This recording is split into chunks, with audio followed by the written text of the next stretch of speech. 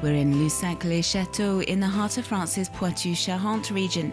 In March 2014, the UK's Sustainable Restaurant Association named the restaurant Les Orangeries Best International Sustainable Restaurant of the Year. The prize is awarded to restaurants that practice and promote sustainable cuisine with organic, fresh and locally sourced products, a philosophy that's becoming increasingly popular. Salut Nicole. Hi Nicole. Vas-y, mets ça là. Here's what we've picked today. This is wormwood. It's got quite a bitter taste and goes very well with chocolate. This also has a very unusual flavour. You've used it before. It's wood sorrel. It has an acidulous taste. Yes, I like that.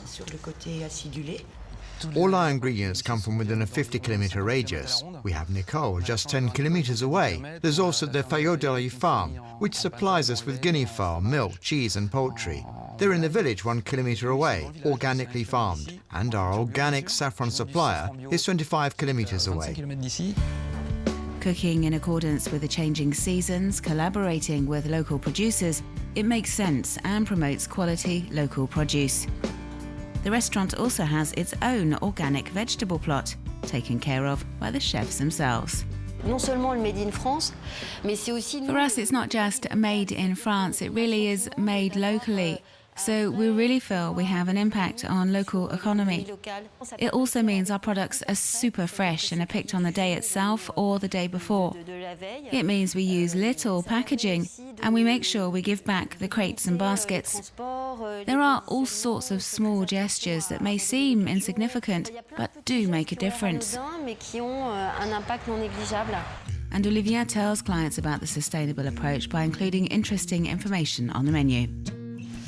We're almost 100% locally sourced and almost 100% organic. We all have the power to make sustainable choices when it comes to food. We're lucky to have that freedom, and it's our duty to make the right decisions.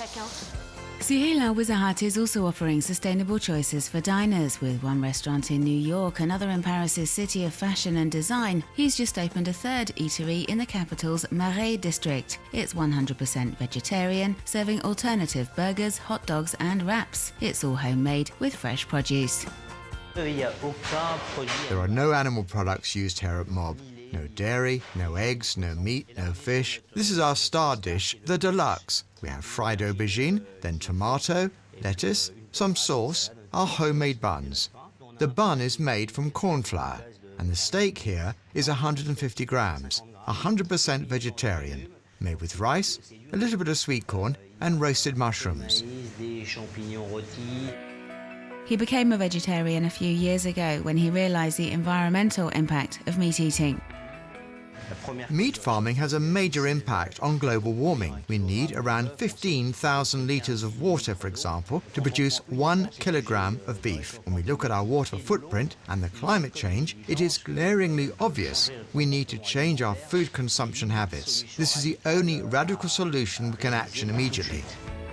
Cyril teamed up with Michelin-starred chefs Alain Sanderens and Neil Arden to revisit these American classics and make them into gourmet dishes.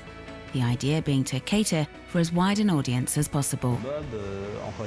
Mob is never about making people feel guilty. In fact, one of the slogans we use is vegetarian food for carnivores.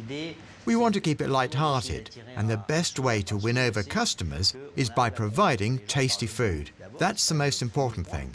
It's not about holding forth on vegetarianism.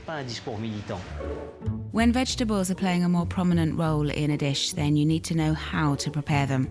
Gilles Davot teaches sustainable cooking. He wrote an alternative cooking guide and helps people reduce or completely remove animal protein from their diet, to rethink their eating habits using healthy, organic products.